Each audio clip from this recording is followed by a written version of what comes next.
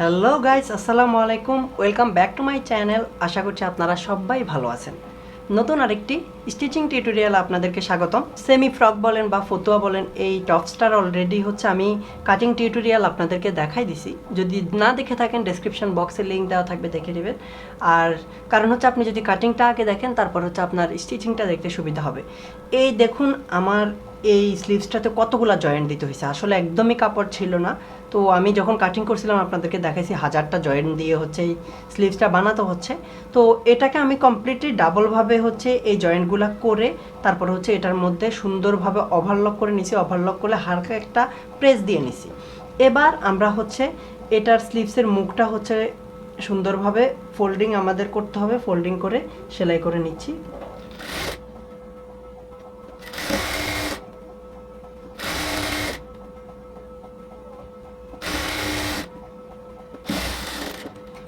এবার আমরা পাশে আরেকটা সেলাই দিয়ে নিব। এখানে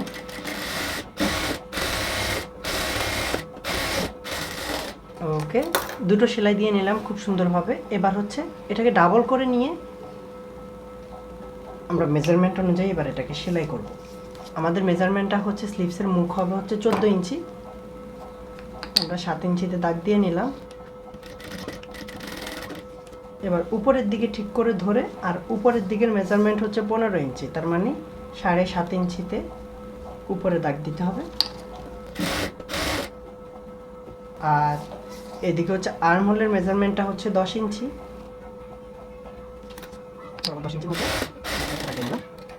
এবার নেক্সট সেলাইটা দেওয়ার আগে যদি এদিকে কাপড়ে কোনো বেশ কম থাকে আমরা আগে এগুলো কাটিং করে নিচ্ছি।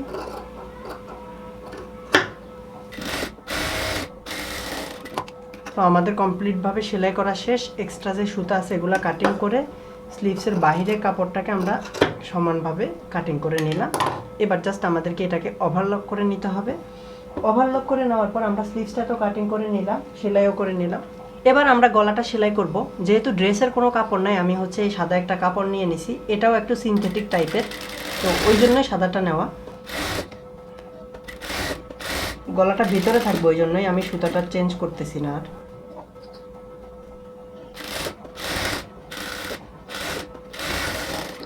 ওকে, এবার এটা চারপাশে যে কাপড়টা আছে এটাকে আমি প্রথমে একটু রাফলি কাটিং করে নেব, কারণ এটাকে আমরা আবার কাটিং করব, ফিনিশিংটা করব পরে।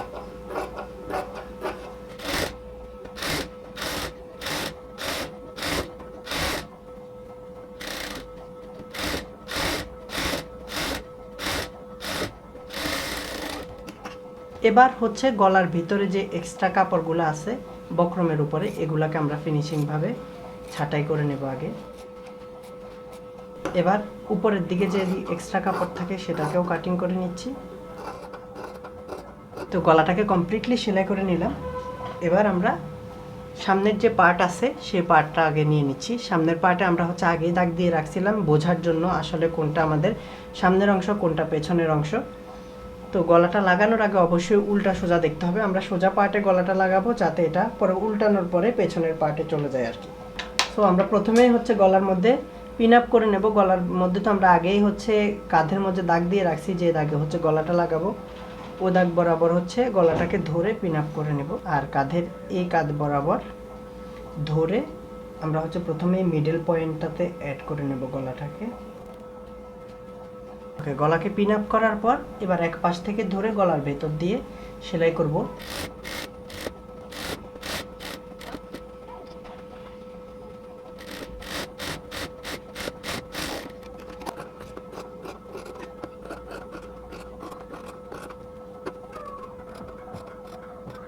গলাটাকে সেলাই করার পর আমরা জামার পেছনের পার্টেও ঠিক সেম ভাবে গলাটা লাগাই নিছি। এবার আমরা ড্রেসটাকে নিয়ে ড্রেসের শোল্ডারটা জয়েন করব আগে। সো কাঁধটাকে খুব সুন্দরভাবে ধরে নিয়ে দুপাশ থেকে আগে শোল্ডারটাকে জয়েন করে নেব।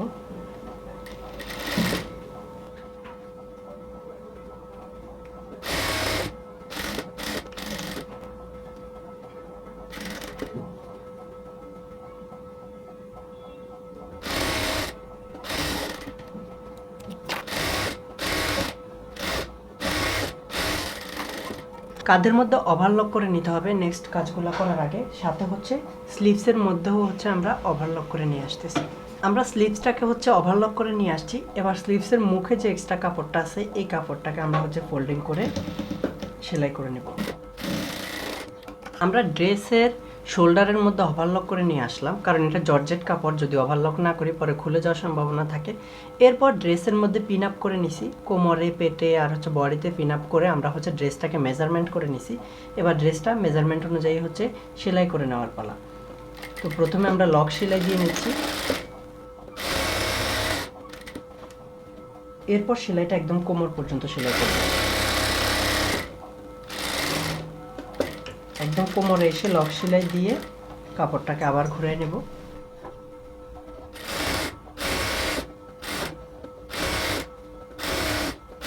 ঘুরিয়ে নিয়ে একদম সেলাইটা করে নিলাম।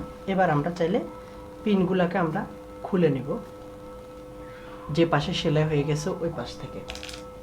আর অপর পাশে তো এখনও সেলাই করি নাই। অপর পাশে আমরা সেলাই করার জন্য আমরা হচ্ছে একদম নিচ থেকে সেলাই করব, কারণ উপরের থেকে সেলাই করলে এ পাশটা উল্টা মনে হবে।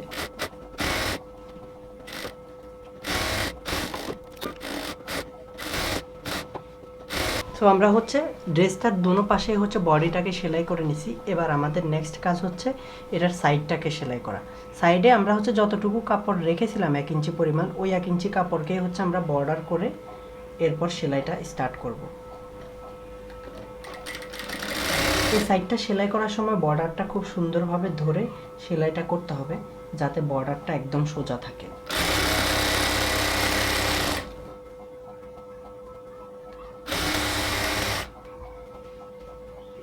আর সেলাই করতে করতে উপরের দিকে যখন আসবেন তখন এই দিকে যেন বক্সটা খুব সুন্দরভাবে হয়, সেটা একটু খেয়াল রাখবেন।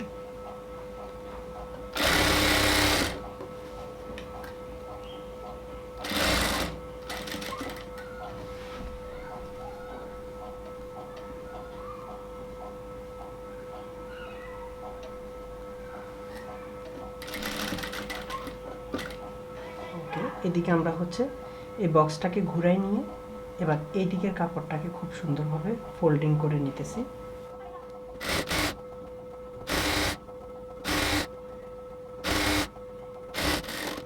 তারপর হচ্ছে আমরা একদম সাইডে আরও একটা সেলাই দিয়ে নেব, বাট এই সেলাইটা দেওয়ার সময় সাইডের সেলাইটা খুব সুন্দরভাবে কিনার দিয়ে দেব, যাতে সাইডটা দেখতে সুন্দর দেখা যায়।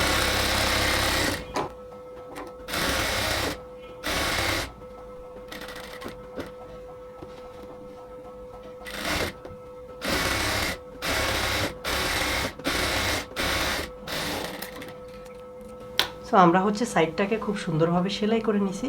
এভাবে ফিনিশিং দিয়ে সবগুলা সাইডকে আমরা সেলাই করে নেব। এরপর আমাদের নেক্সট কাজ হবে স্লিভসটা লাগানো। স্লিভসটা লাগানোর সময় অবশ্যই সামনের পাশে কিন্তু আমরা গোলপাত দিয়ে রেখেছি, তার মানে জামার মধ্যে গোলপাত দেওয়া আছে, এখনও স্লিভসের মধ্যে গোলপাত দেওয়া নাই। তো স্লিভসের মধ্যে অবশ্যই গোলপাত দিতে হবে যখন আমরা স্লিভসটা লাগাবো। আর স্লিভসের সামনের অংশেই আমরা গোলপাত দিব, পেছনের অংশে গোলপাত দিব না। তো এটা কাটিং করার সময় একটু খেয়াল রাখবেন, শুধুমাত্র সামনের অংশ, জামার সামনের অংশের সাথে যে পাশটা আপনি ম্যাচ করবেন সেই পাশটাতেই এই গোলপাটটা দিবেন, এই গোলপাত পিছনের পার্টে যাবে না। তো গোলপাটটা দেওয়ার পর এবার জামাটাকে আমরা উল্টা রাখছি আর স্লিভসটাকে সোজা করে নিছি। স্লিভসের ভিতরে, জামার ভিতরে স্লিভসটা দিয়ে এবার হচ্ছে জামার আর স্লিভসের দোনোটা জয়েন্টকে আমরা প্রথমে অ্যাড করে নিলাম। অ্যাড করে নেওয়ার পর এক পাশে রেখে এবার একদম বগলের তল থেকে আমরা আস্তে আস্তে সেলাই শুরু করলাম। একদম কাঁধ বরাবর মিডল পয়েন্টে ধরে নিয়ে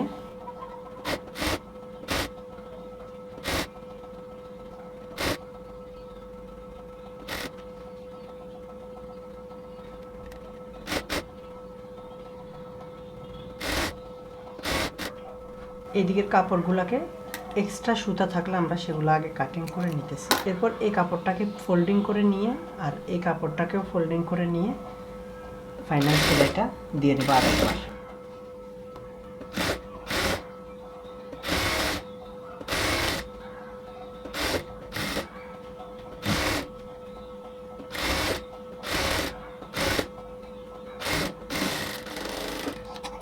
পুরো স্লিভসটাকে সেলাই করা শেষ।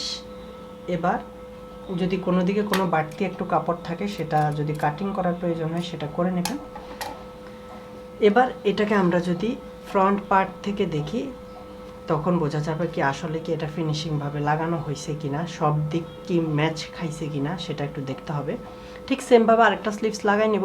ড্রেসটাকে আয়রন দেওয়ার পর আর হাতের হেম করার পর ওভারলক করার পর ড্রেসটার ফাইনাল লুকটা আপনারা দেখতেছেন।